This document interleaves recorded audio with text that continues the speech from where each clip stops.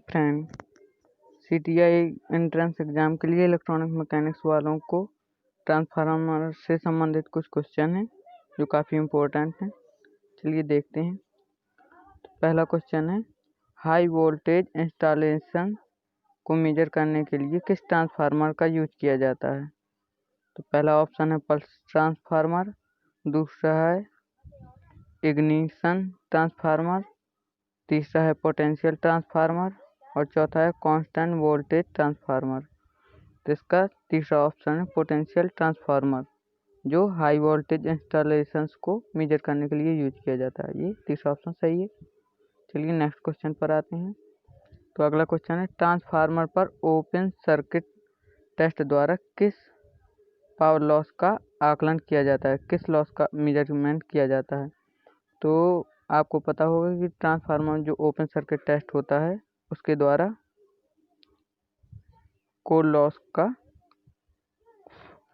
निर्धारण किया जाता है।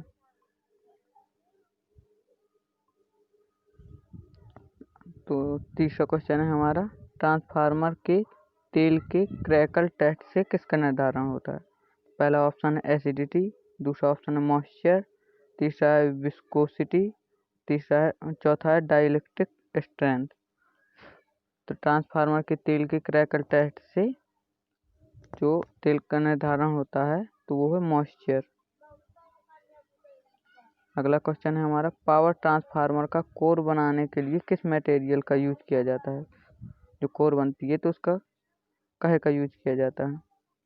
तो इसमें पहला ऑप्शन है सॉफ्ट आयरन, दूसरा ऑप्शन है रोड स्टील और तीसरा ऑप्शन है कॉपर एलॉय यानी कॉपर की मिश्र धातु होगी और चौथा ऑप्शन है कोल्ड रोल्ड ग्रेन ओरिएंटेड। तो जो चौथा ऑप्शन है ये सही है, जिससे हमारे पावर ट्रांसफार्मर की कोर बनाई जाती है। पांचवा क्वेश्चन है, पावर ट्रांसफार्मर में विस्फोट वेंट प्रोवाइड करने का पर्पज क्या है।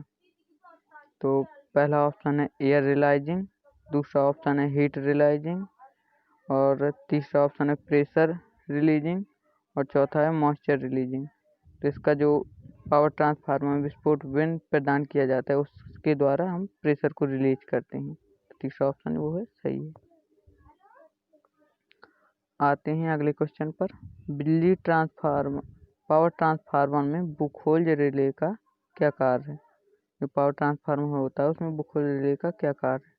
तो पहला ऑप्शन है प्रोटेक्शन फ्रॉम हाई टेम्परेचर, दूसरा ऑप्शन है protection from moisture entering in oil, तेल में जो मॉइस्चर है नमी है जो प्रवेश कर जाती है उसके लिए कार्य करता है और तीसरा ऑप्शन है protection from pressure loading in tank और चौथा option protection from both overloading and short circuit. तो चौथा ऑप्शन है जो सही है, अतिभार और लघुपतन दोनों से सुरक्षा करता है जो बुखोल्ज रिले होती है। अगला क्वेश्चन है हमारा, जो पोटेंशियल ट्रांसफार्मर है उसका प्राइमरी है वो थिन वायर से और बड़ी संख्या में घुमावों के साथ कुंडलित किया जाता है। जो हमारा पोटेंशियल ट्रांसफार्मर होता है उसकी प्राइमरी वाइंडिंग को पतले तारों का यूज किया जाता है और बड़ी संख्या में घुमाव के साथ कुंडलित किया जाता है, मतलब फेरा लगाए जाते हैं। तो ऐसा क्यों किया जाता है। तो देखिए पहला ऑप्शन है टू ऑफर हाई इंडक्टेंस, दूसरा है to obtain required voltage ratio, तीसरा ऑप्शन है to regulate the primary current और चौथा है to stabilise input and output voltage. तो जो पहला ऑप्शन है टू ऑफर हाई इंडक्टेंस ये सही है। अगला क्वेश्चन है हमारा, जो डिस्ट्रीब्यूशन ट्रांसफार्मर होता है उसमें सामान्य रूप से डेल्टा में प्राइमरी और स्टार में सेकेंडरी को जोड़ा जाता है। तो ऐसा क्यों किया जाता है।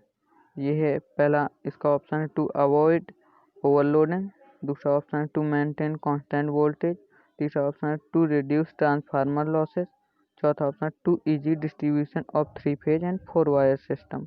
तो जो डिस्ट्रीब्यूशन ट्रांसफार्मर है मुख्यतः इसी के लिए यूज किए जाते हैं, डिस्ट्रीब्यूशन के लिए, तो इसलिए उसको to easy distribution of 3 phase and 4 wire system ये वाला ऑप्शन सही है।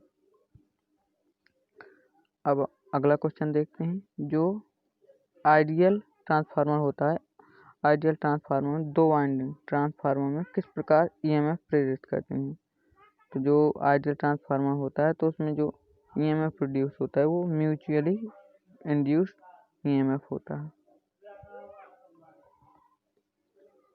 अगला क्वेश्चन है हमारा, how to determine copper loss in a transformer. मतलब एक ट्रांसफार्मर में जो कॉपर लॉस होता है उसका निर्धारण कैसे करते हैं। तो पहला ऑप्शन है रेशियो टेस्ट, दूसरा है इम्पल्स टेस्ट, तीसरा है शॉर्ट सर्किट टेस्ट और चौथा है ओपन सर्किट टेस्ट। तो आप पिछले क्वेश्चन में देख चुके हैं कि ओपन सर्किट टेस्ट द्वारा कोर लॉस का निर्धारण करते हैं। तो जो ये है शॉर्ट सर्किट टेस्ट के द्वारा है कॉपर लॉस का निर्धारण करेंगे। तो इसलिए शॉर्ट सर्किट टेस्ट वाला ऑप्शन सही हो जाएगा। चलिए आज के लिए इतना ही। कल फिर मैं वीडियो लेकर आऊँगा जो सीटीआई के लिए बहुत ही इम्पोर्टेंट होंगे।